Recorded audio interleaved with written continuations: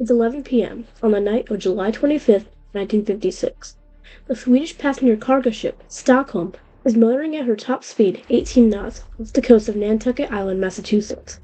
At 11:30 a.m. on that same day, the Stockholm departed New York Harbor bound for Gothenburg, Sweden, departing shortly after another vessel left her pier on the Hudson, the French liner Ile-de-France. Despite the weather bulletins reporting a thick fog bank off Nantucket Island, on the bridge of the Stockholm, the sky appears clear. Meanwhile, the ship's third officer Carstens continues to monitor his radar screen, and notices a radar blip a few miles away from them. Another ship is closing in on their position. Then, just 10 minutes later, at 11:10 p.m., Carstens sees a massive ocean liner in his path. He yells to the quartermaster to turn the ship hard to starboard, but it was too late. Collision was impossible to avoid. The ship that the Stockholm had rammed began to take on water at an alarming rate. She would sink in just 11 hours, claiming 47 people as her victims, and the Stockholm would claim 5.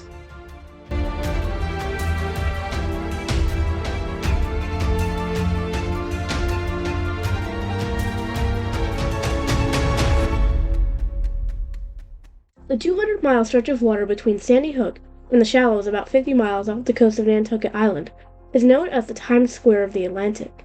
Countless ships pass through this area every day. Several ships have been lost in this stretch of water, including the White Star Line's RMS Republic, which sank in this area on January 24, 1909, after colliding with the Lloyd Italiano liner SS Florida. But if you travel to an area not far from where the Republic's wreck is, you will find something extraordinary. The mostly deteriorated wreck of what was considered at the time to be the most beautiful ship to ever sail the Atlantic. In July of 1956, an Italian liner was prepared to depart Genoa, Italy, bound for New York City. She and her sister were considered to be the most beautiful ships afloat at the time. She was named the Andrea Doria.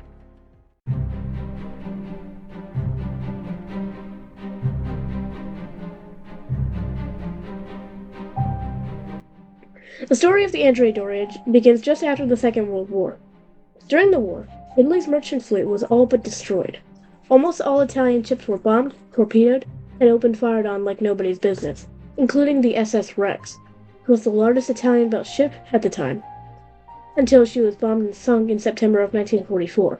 The new Italian liner would not be as big nor as fast as the Rex, let alone she would not be the largest or fastest ship afloat at the time, but she would be among the most luxurious vessels afloat at the time. In the late 1940s, the Italian line ordered 2 ships for the Genoa to New York route.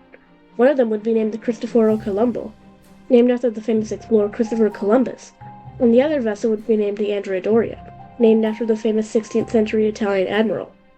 Labeled hull number 918, she was laid down in 1949 at the Ansaldo shipyards of Genoa, Italy.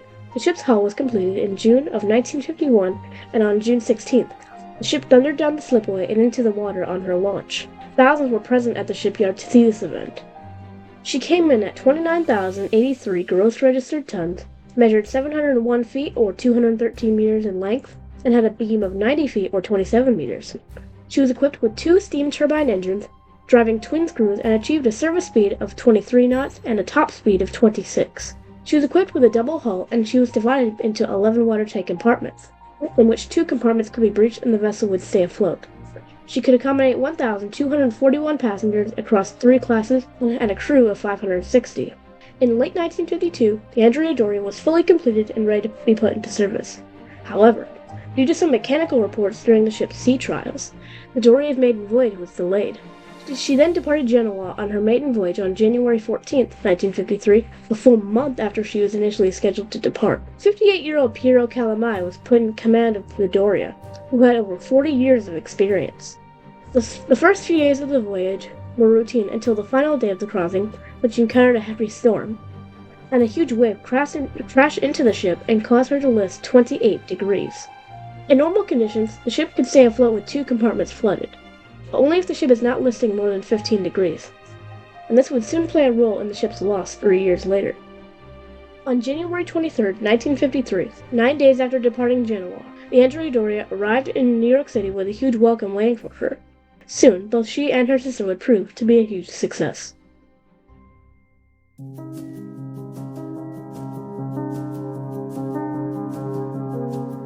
The date is July 17, 1956.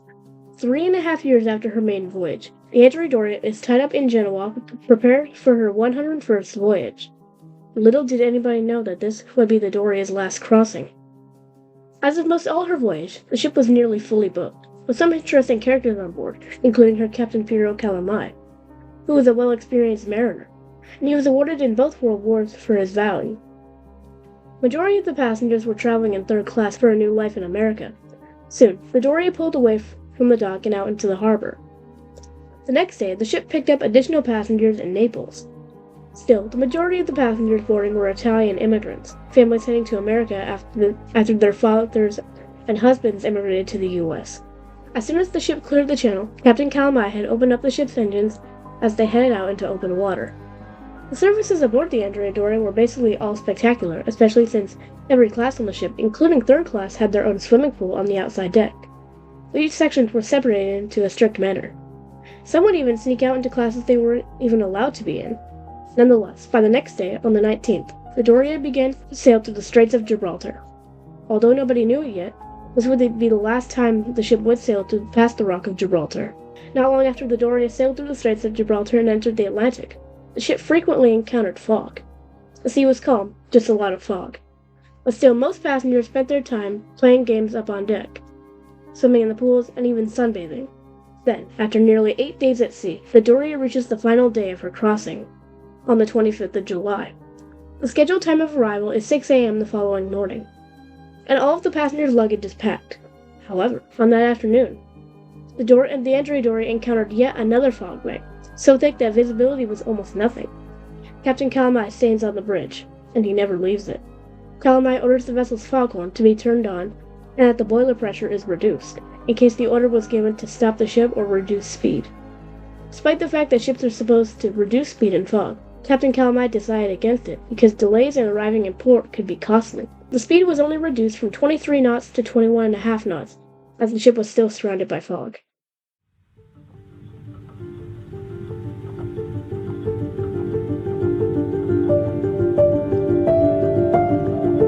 A few hundred miles away in New York Harbor, another ship was preparing to leave port.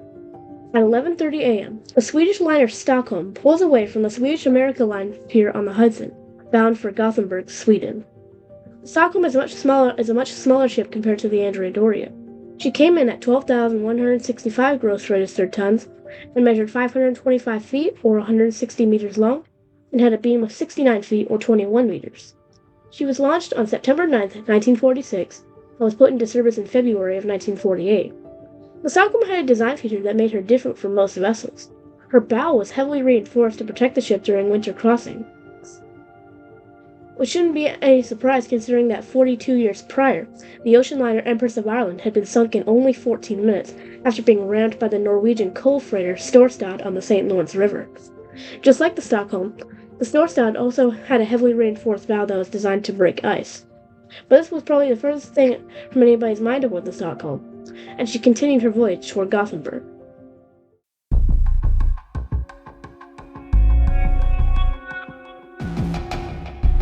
By that evening, the men on the bridge of the Andrea Doria notice a ship on their radar screen, and the crew of the Stockholm see the same thing. But despite the fact that the Doria is sailing through a dense fog bank, the men on the bridge of the Stockholm don't see any fog ahead of their vessel. The radar showed the two vessels sailing on parallel routes. The Stockholm's crew decided to turn 22 degrees to starboard in order to increase the distance between the two ships. Meanwhile, Doria's crew had the exact opposite opinion and turned their ship to port, which would put the Andrea Doria in the path of the Stockholm. The law of the sea states that if two ships are heading in opposite directions or sailing toward each other head-on, both vessels must turn to starboard to increase the distance between each other and to reduce the risk of a collision. The Doria's crew were hoping to hear a fog signal from the Stockholm, which is only a few miles away.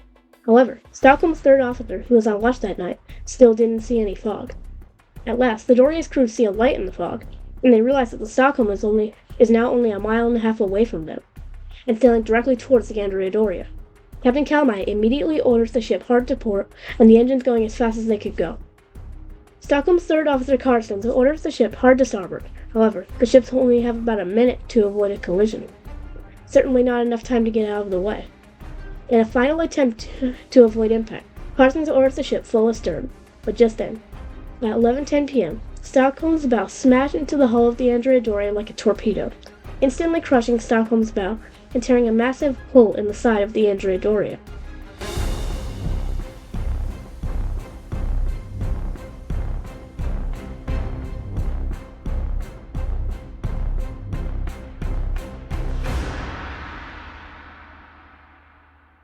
Fortunately, only one of the Doria's compartments was flooded. However, as the ship was near the end of her crossing, the ship's portside fuel tanks were empty, while the starboard side ones were full. Had the portside tanks been filled with seawater as ballast, the ship might have stayed afloat. The ship immediately began to list 18 degrees, just after the collision. Minutes later, the list grew to 20 degrees. 47 people were killed in the impact, and 5 were killed aboard the Stockholm. Interestingly, a 14-year-old girl was found in Stockholm's wrecked bow, but she was actually on the Andrea Doria and was somehow tossed onto Stockholm's bow. Her little sister and stepfather did not survive the incident, but she was later reunited with her mother. As soon as the two ships parted from one another, Captain Calamai had a decision to make. He could have got the ship underway and tried to beach his vessel in the shallows of Nantucket Sound, which was not too far away, or give up his vessel to save his passengers and crew, and that's what he did. Immediately, Calamai ordered the lifeboats uncovered and swung out. However, due to the starboard list, portside lifeboats couldn't be lowered. Although the ship had enough lifeboats to save all on board, half of them couldn't be used. The Stockholm did send several lifeboats, but still they were not enough.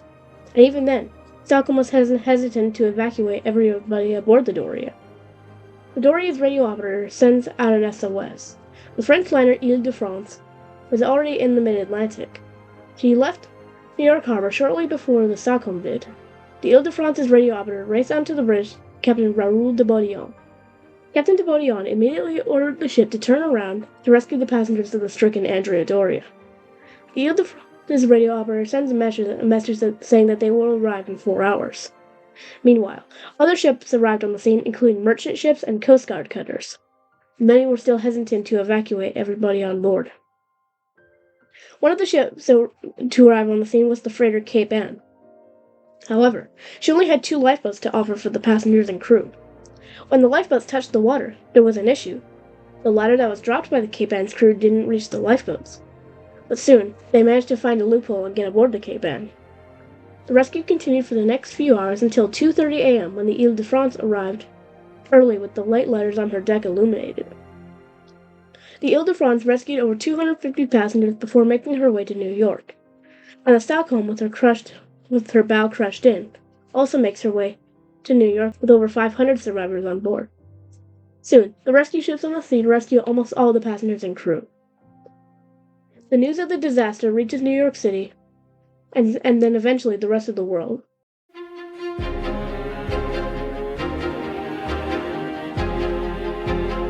In the hours after the collision, many were glued to their television screens as the news of the Doria's loss made headlines.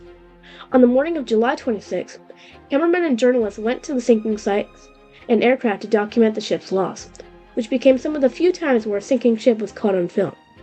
By the time the camera crews arrived, all but the ship's officers had been evacuated. Soon, the ship is listing nearly 45 degrees, and the officers are forced to abandon their posts, except for Captain Calamai. He told his crew to get into a boat and row away, and that he would join them at the last minute. But the officers in the boat told Captain Calamai that they were coming back, and the captain decided to abandon his ship at roughly 5:30 a.m.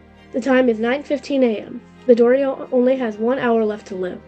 As soon as the ship rolls onto her side, the portside lifeboats are freed from the ship as the ship begins to make her final plunge. The officers in the lifeboat are still watching the ship go under. Just then, the Doria sinks bow first as the last part of the ship disappears beneath the surface. One of the officers in the boat looked at his watch and wrote down the time of 10:15 a.m. to indicate the time of which the ship disappeared. Just over 11 hours after the collision.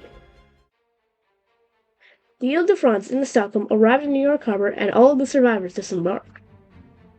In the months following the disaster, a huge inquiry was held in order to figure out who is really to fault for the disaster.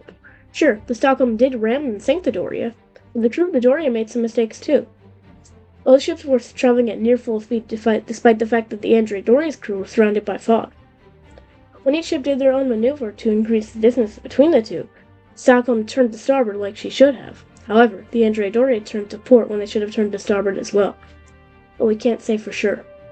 The wreck was located within just a week of the tragedy by a huge oil slick.